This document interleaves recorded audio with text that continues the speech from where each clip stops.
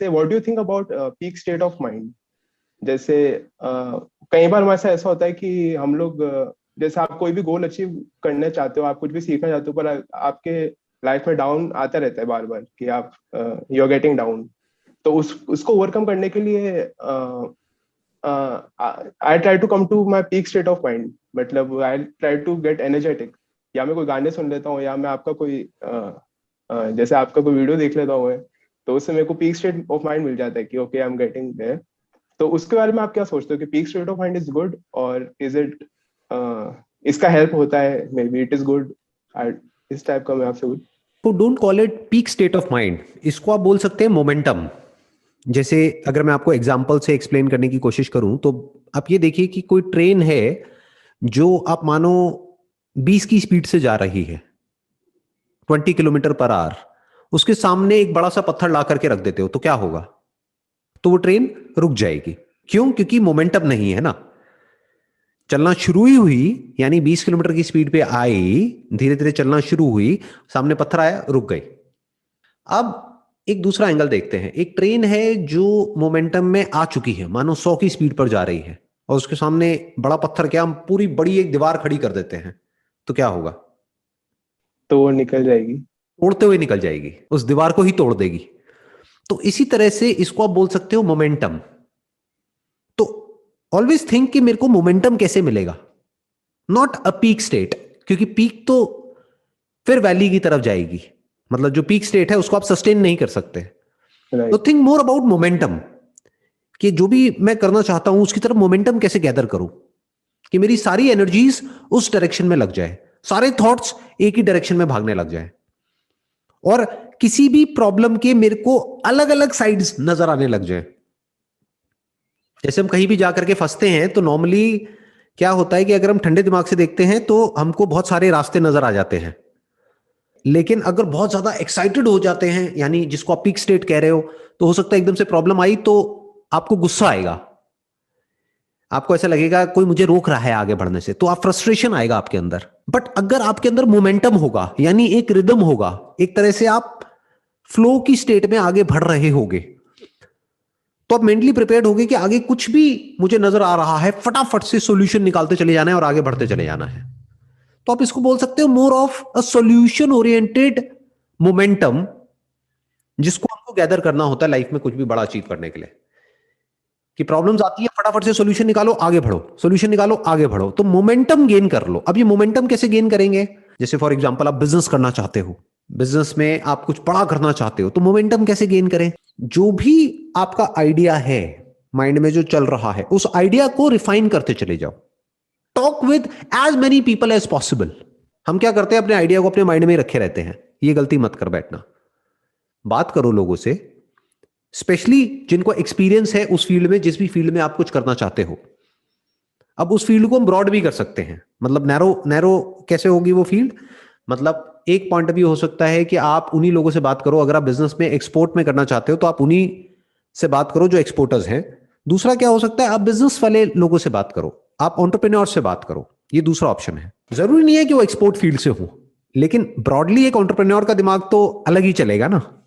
Right. Right. तो जो भी हमारे कांटेक्ट में एंटरप्रेन्योर्स हैं, आपके कांटेक्ट में आपके रिलेटिव्स हैं, या और कहीं कोई हैं जो सक्सेसफुल हैं अपनी अलग किसी भी फील्ड में, उनसे जाकर के अपना आइडिया डिस्कस करो और कंस्ट्रक्टिवली आराम से ठंडे दिमाग से सुनो।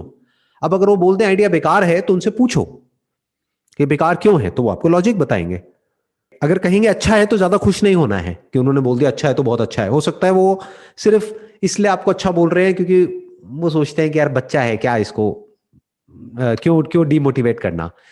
ठीक है ना, कि आपके फादर के आप रेफरेंस से गए हो तो वो कहेंगे यार क्यों इसको मैं उल्टा बोलूं, क्यों इसका मूड खराब करूं, वो बहुत अच्छा है बेटा, बहुत अच्छा है, बहुत अच्छा है, बहुत अच्छा है।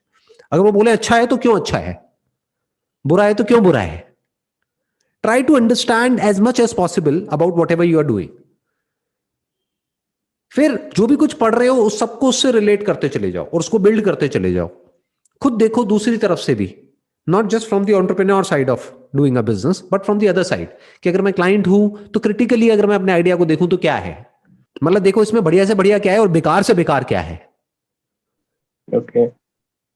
कि मैं क्यों इस आइडिया को, यानी इस प्रोडक्ट को सर्विस को बाय नहीं करूंगा, उसके रीजंस लिख दो पेपर के ऊपर। क्यों बाय करूंगा वो भी लिख दो। अब दिमाग दौड़ाओ इसको कैसे चेंज किया जा सके, कि इन सवालों के क्या जवाब होंगे आपके पास, पहले से सोच लो, लोगों से डिस्कस करो, डरो मत, मतलब उससे रेजिस्टेंस से डरो मत। आपको एक बहुत बड़ा सीक्रेट बताता हूं लाइफ का, मतलब क्या होता है जैसे ही हम कुछ भी अलग करते हैं ना, अलग मतलब क्या, अपने कंफर्ट जोन से बाहर कुछ करते हैं, या दुनिया में जो भी कुछ लोग कर रहे हैं उससे अलग करते हैं, या जो भी आपका फैमिली बैकग्राउंड है उसमें आज तक जिस तरह से काम होता आया है उससे अलग तरीके से कुछ आप करने की कोशिश करते हो, तो क्या होता है, हमको मिलता है रेजिस्टेंस, अंदर से भी और बाहर से भी। मतलब अंदर भी आपके कॉन्फ्लिक्ट होगा, एक रेजिस्टेंस आएगा, बार बार वो कंफर्ट जोन आपको याद आएगा, जो पहले करते थे वो याद आएगा, बार बार माइंड कंफ्यूज होगा, एक अंदर से रेजिस्टेंस आएगा, वो आपको रोकेगा आगे बढ़ने से। जो मैंने अभी ट्रेन का एग्जांपल दिया था ना, वो 100 की स्पीड तक ट्रेन को जाने ही नहीं देगा, प्लस बाहर से भी रेजिस्टेंस आएगा। अब इस रेजिस्टेंस को फ्यूल बना लो, इस रेजिस्टेंस को रेजिस्टेंस की तरह मत देखो, इसको फ्यूल बनाओ, इसको फीडबैक की तरह देखो, make it a feedback loop, कि कोई भी कुछ भी बोल रहा है उसको अपने उसमें इंजन में डालते चले जाओ और स्पीड बढ़ाते चले जाओ, स्पीड कम नहीं करना है।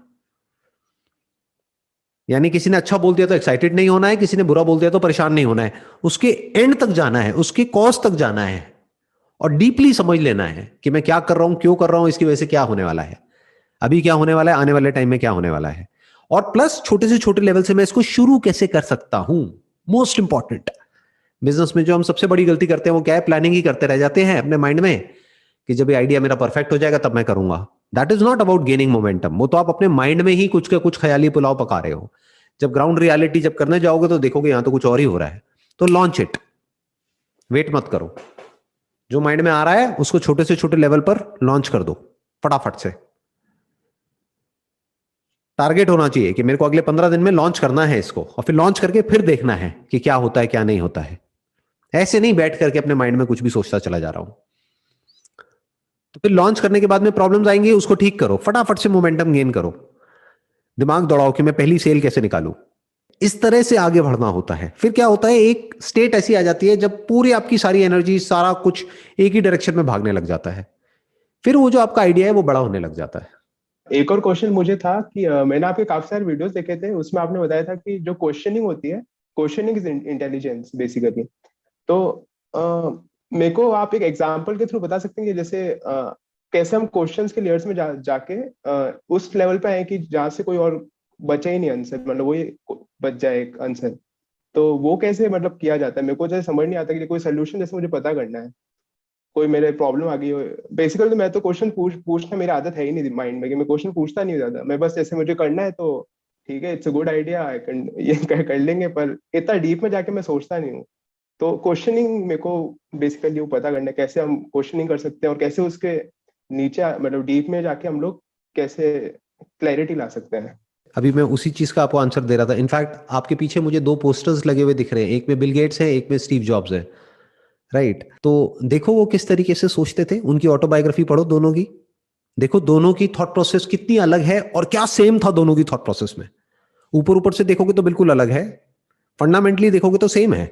ऐसे समझना होता है, क्वेश्चन करो ऐसी क्या सिमिलैरिटी थी दोनों में, दोनों की थिंकिंग में, जो दोनों इतना आगे तक गए बिजनेस में। दोनों ने अपने अपने तरीके से दुनिया को मैसिवली इंपैक्ट किया और मैसिवली चेंज किया, और दोनों में क्या अलग था, अब उससे आप क्या सीख सकते हो। यानी जो दोनों में कॉमन था वो आप अपने अंदर डेवलप करो, और जो दोनों में अलग अलग था उसमें से जो अच्छा है वो ले लो, जो बुरा है उसको छोड़ दो। जैसे अगर स्टीव जॉब्स की बात करी जाए जो आपके पीछे हैं, he was very very particular about design, to keep things simple. He was an excellent marketer. Right. And Bill Gates की बात करी जाए, he was an extraordinary product developer, software as product, इस कॉन्सेप्ट को शुरू करने वाले ही वही थे पूरे वर्ल्ड में। तो सोचो कि जब ये सब कुछ नहीं था तब उन्होंने कैसे देख लिया इतना कुछ। दोनों की ही विजन शुरू से ही क्लियर थी, दोनों की स्टोरीज काफी हद तक मिलती जुलती मिलेंगी। अंडरग्रेड लेवल से ही दोनों ने शुरू कर दिया था, दोनों एक दूसरे से अलग थे, लेकिन एंड गोल अगर देखा जाए तो both were billionaires, both became billionaires, एक ही जगह पे जाकर के मिले।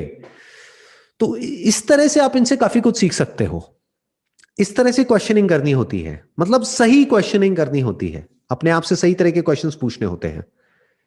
जैसे जो भी आप करना चाहते हो उसमें उस बिजनेस से रिलेटेड क्वेश्चंस पूछने होते हैं कि मैंने किया, मुझे रिजल्ट नहीं मिल रहा, तो क्यों नहीं मिल रहा। आप कह रहे हो ना मेरी आदत नहीं है ज्यादा क्वेश्चंस पूछने की, मेरी आदत है कर देने की, तो करो, ये अच्छी आदत है, ये बुरी नहीं है। आपने किया, क्योंकि बहुत सारे लोग होते हैं वो क्वेश्चंस ही पूछते रहते हैं, कुछ करते ही नहीं है, उनका क्या फायदा है। वो तो इंटेलेक्चुअल स्टिमुलेशन हो गया ना।